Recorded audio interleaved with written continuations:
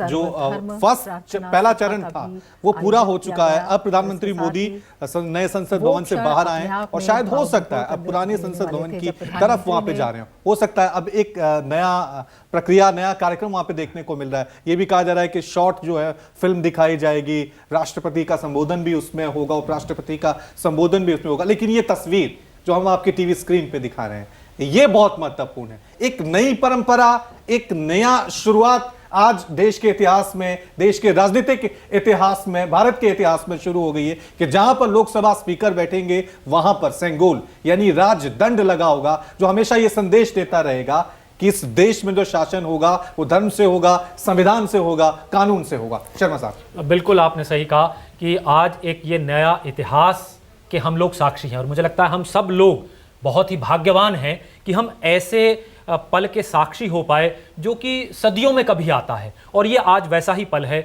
जब इस संघोल को स्पीकर के उस पटल के ऊपर स्थापित करा हमारे देश के प्रधानमंत्री ने, और उस प्रतीक को कि जो राजदंड का भी प्रतीक है, जो धर्मदंड का भी प्रतीक है, जो लोगों के हित का भी प्रतीक है, और शायद ये एक अंकुश भी है, एक अंकुश की तरह भी है कि जो प्रत्येक शासक को एक अंकुश की तरह बाधित करेगा, उसे बार बार ये इंगित करेगा कि आपको गलत दिशा में नहीं जाना है। जैसे कोई हाथी होता है, एक छोटा सा अंकुश उसको दिशा देता है। मुझे लगता है ये संघोल भी उसी अंकुश का एक प्रतीक है जो हमारे देश का प्रतिनिधित्व करने वाले लोग हैं, जो इस देश का संविधान बनाने वाले लोग हैं, उनको सदैव ये प्रेरित करेगा कि इस देश की जो जनता है उसके हित में जो कार्य हैं वो आपको करने हैं, उसके अलावा कुछ नहीं करना। देश के प्रति जो समर्पित काम हैं वो आपको करने हैं, और वो भारतीय संस्कृति को पुनः स्थापित करने का मुझे लगता है आज एक दिन है, बहुत ही महत्वपूर्ण दिन है, बहुत ही ऐतिहासिक पल है। सदियों में ऐसे पल आते हैं और मैं तो पुनः ये कहूंगा कि हम सब लोग भारतीय जो इस दृश्य को देख रहे हैं बहुत बहुत भाग्यवान हैं, और आने वाली पीढ़ियों को हम बताएंगे। चलिए, हमारे कुछ सहयोगी भी डॉक्टर शर्मा हमारे साथ बने हुए हैं। कुमार गौरव हमारे साथ सीधा संसद भवन के बाहर से ही मौजूद है।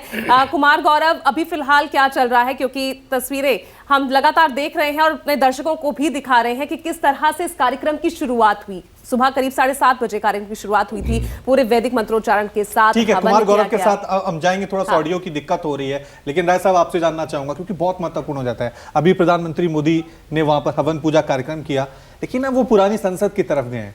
बहुत सारी यादें हैं, हम हो सकता है नए संसद भवन की बातें कर रहे हैं, लेकिन इसी संसद भवन से देश की कई नीतियां बनी है, देश ने कई प्रधानमंत्री देखे हैं, राजनीतिक इतिहास बदला है। उसे किस तरह से देख रहे हैं? देखिए, अतीत जो है उसका विसर्जन इस तरह से तो नहीं कभी किया जा सकता, लेकिन क्योंकि भारत की जो हमारी पुरानी संसद है उसमें लगातार देश की गणतांत्रिक जो सरकार है 75 वर्षों तक चली है, तो उसका अपना महत्व है और वहाँ पर उन चीज़ों को सजोया गया है। अभी गवर्नमेंट की ओर से भी बताया गया था कि जो पुरानी संसद है उससे कोई भी चीज़ नई संसद के अंदर लेकर के नहीं आई गई है। सब कुछ नया है, सब कुछ जो पुराना है वो वहाँ पुरानी संसद में है। मुझे लगता है कि भारत सरकार उसको एक मॉन्यूमेंट के तौर पे इस्तेमाल करेगी और पूरे देश के आम जनसाधारण, जैसे पहले तो एक स्पेशल पास परमिट बना करके वहाँ जाया जाता था, लेकिन पुरानी संसद के अंदर जितने भी पुराने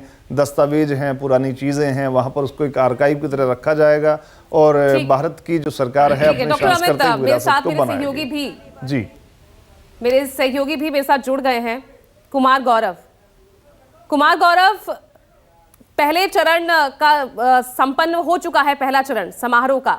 अब आगे क्या कार्यक्रम रहेगा, जरा समझाइए।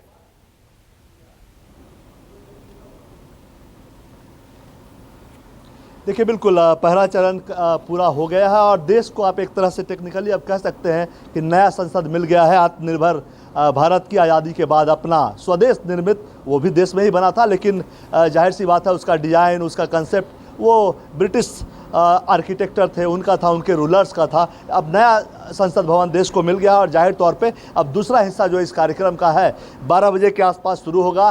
प्रधानमंत्री फिर से आएंगे, तमाम डिग्निटरीज जिनको न्योता दिया गया है वो सभी पहुंचेंगे संसद भवन में, नए संसद भवन परिसर में, और जाहिर सी बात है उसके बाद राष्ट्रगान से कार्यक्रम की शुरुआत होगी।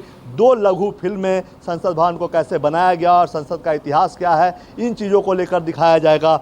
उसके बाद उपराष्ट्रपति और राष्ट्रपति का जो स्पीच है, जो उन्होंने इस मौके के लिए अपना संदेश भिजवाया है, वो डॉक्टर हरिवंश जो कि राज्यसभा के उपसभापति हैं, वो उनके द्वारा पढ़ा जाएगा। उसके बाद फिर लोकसभा के स्पीकर का भाषण होगा, फिर प्रधानमंत्री नरेंद्र मोदी संसद भवन में अपनी बात को रखेंगे। इस मौके को विशेष अपने भाषण के जरिए और बनाने का वो प्रयास करेंगे। कुल मिलाकर 2-2:30 बजे के आसपास ये पूरा कार्यक्रम अब खत्म हो जाएगा। सेंगोल की स्थापना हो गई, नए संसद भवन का उद्घाटन हो गया और अब जो काम है एक तरह से कह सकते हैं कि जो एक अंदाज होता है कि हर कार्यक्रम के बाद भाषण वगैरह होता है, अब वो चीज़ मुख्य तौर पे बचा हुआ है। राष्ट्रगान होगा और उसके बाद 2:30 बजे के आसपास ये पूरा कार्यक्रम खत्म हो जाएगा। और आज के लिए विशेष तौर पे जो व्यवस्था की गई है, सेंट्रल हॉल में सभी तमाम सांसद और जो डिग्निटरीज आए हैं वो बैठेंगे। बड़ा हॉल है, पहले के मुकाबले लगभग डबल कैपेसिटी इसकी है